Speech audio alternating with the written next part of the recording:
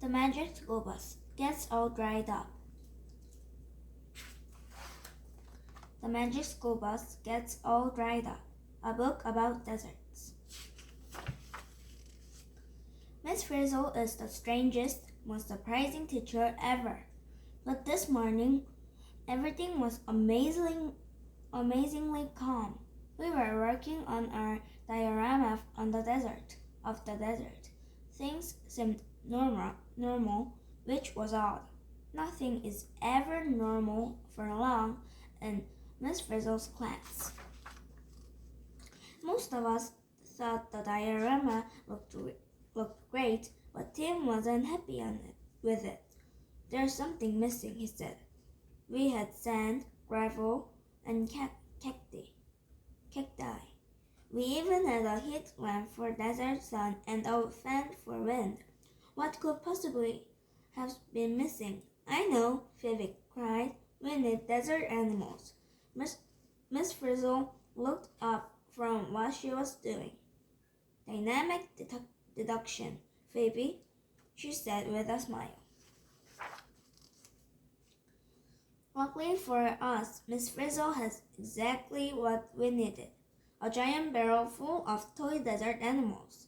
Phoebe lugged the barrel over to the diorama. While she put the animals into place, Dorothy Ann told us what they were.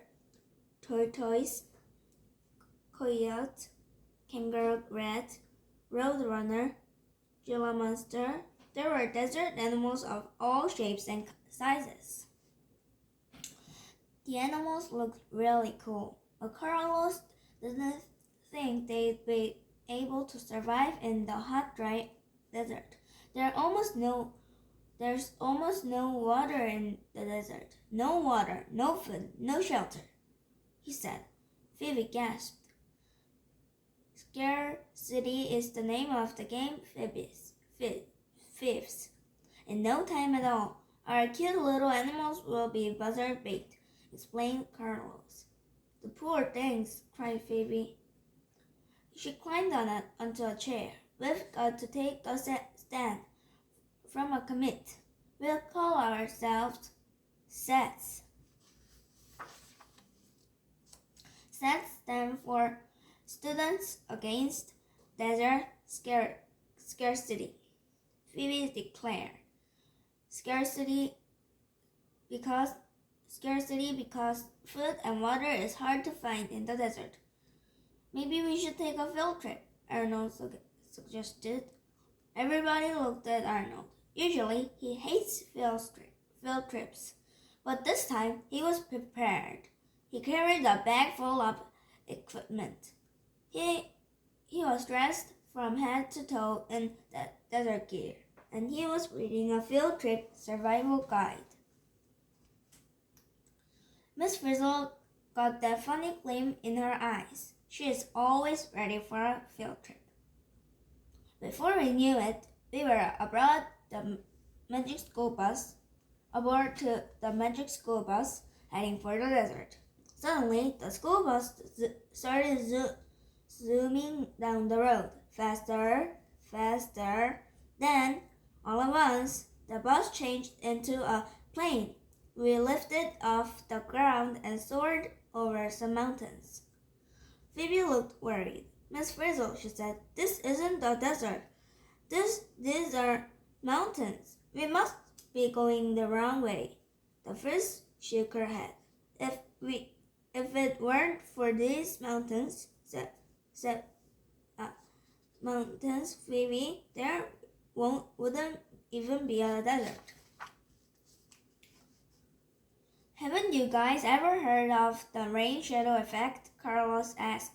Nobody had, except Miss Frizzle, of course. So Carlos explained it to us. When warm, moist air rises up the mountains, he said, it's water.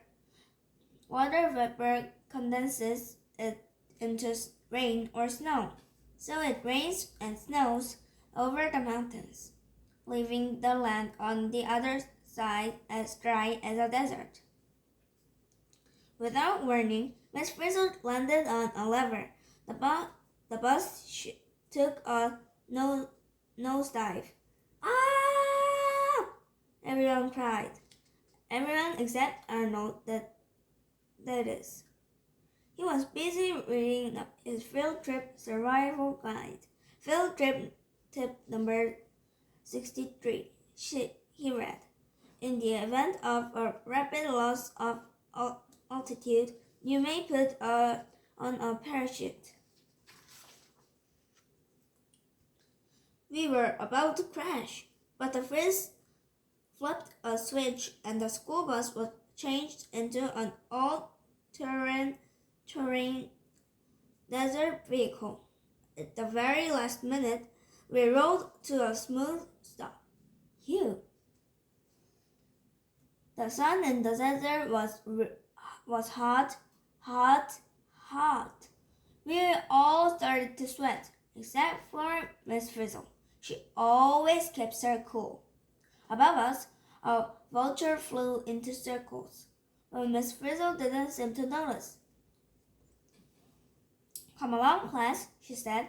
We are here to experience the desert. Take chances, make mistakes, get dusty. Before long, we spied a hungry roadrunner chasing a collared lizard across the desert sand. Quick! Phoebe exclaimed. Everyone back on the bus. We have to save the lizard.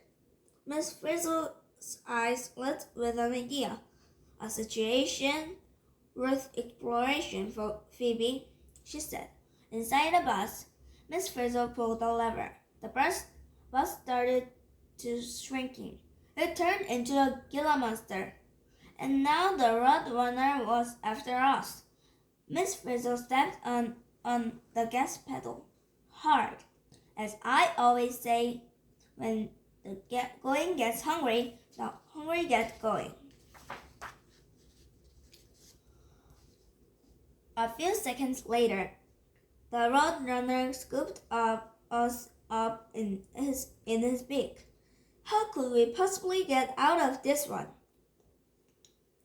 Arnold checked his field trip menu. Field trip tip number 107. To avoid being eaten, become inedible. He read. What does that mean? It means we should become something that can't be eaten. Dorothy Ann explained.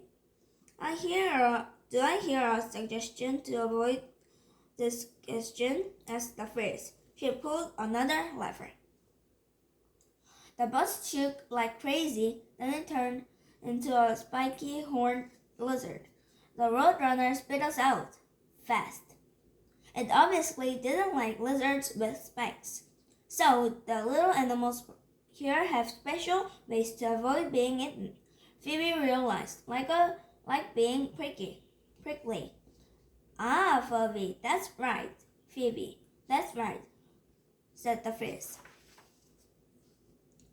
Next, Phoebe made us all get out to look at a jackrabbit. Arnold, give it your hand, she said. How else is he going to keep cool? The Frizz screamed, ear conditioning. She explained that when the rabbit's warm blood flows through its big ears, the blood cools. Then the cooled blood flows into the rest of its body. Next, Phoebe wanted to have a desert tortoise. How would you like to be a tortoise roasting in the hot desert sun? She asked. Miss Frizzle's eyes glimmered.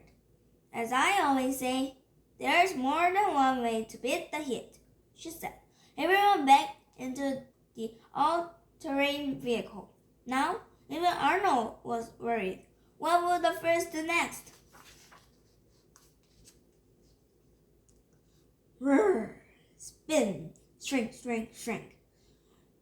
The all-terrain vehicle grew a tough shell. Then it burrowed down, way under the ground. Ah, so this is what it's like to be a desert tortoise. said Miss Frizzle. She sounded delighted. A second later, everything went dark. Where are we? Tim shouted. In a tortoise burrow, an underground shelter, the Frizz explained. We kept cool in our tortoise burrow until the sun went down. Then we went back outside. Wow, the desert was suddenly a very busy place. It was full of animals. What happened? Cried Keisha. Arnold looked at his guidebook. Field trip tip number 57. He read, to beat the heat, do like most desert animals. Come out only at night. Carlos grinned. Another way desert animals can help themselves, Phoebe. Let's face it, he said. Sex is a bust. All right, said Phoebe. Maybe these animals can protect themselves. And maybe they know how to keep cool. But there's one thing I know they need. Water. She ran into the bus, grabbed all the water containers, and trudged back out the door. Oh no! Phoebe was going to give our precious water to the animals. Wait, Phoebe, Carlos cried. Maybe they don't need our water. They must get water somehow because they couldn't live without it. Phoebe frowned. Okay, if you're so smart, tell me how, she challenged. As if on cue, something wet splashed Carlos and Phoebe. Rain! A second later, it was pouring. We all made a dash for the bus.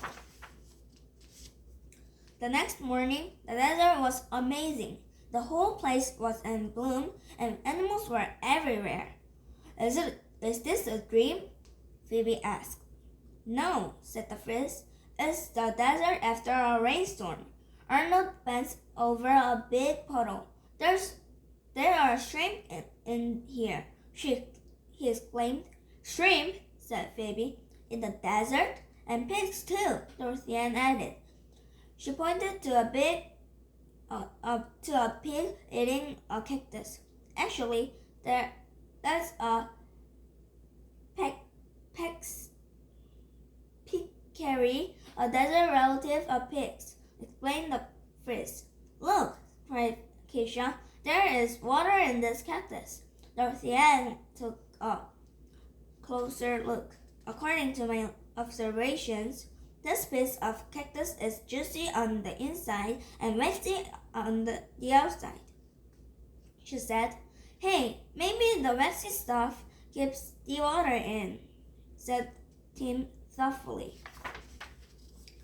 You're right, Carlos, Phoebe said. The desert animals don't need us to help them. They're already equipped to live here. That's right, Phoebe, said Miss Frizzle. Everything that lives here has adaptations to help cope with life in the desert. You mean plants not needing very much water and soaking it up as quickly as possible are adaptations? Asked Dorothy Ann. Absolutely correct, said the Frizz. And a lizard having spikes is an adaptation that helps keep you off the menu, said Ralphie. And a tortoise burrowing under and a jackrabbit having big ears are adaptations for beating the heat, Wanda said. Yes, agreed Miss Frizzle. All the things that live here have special features, adaptations, for survival.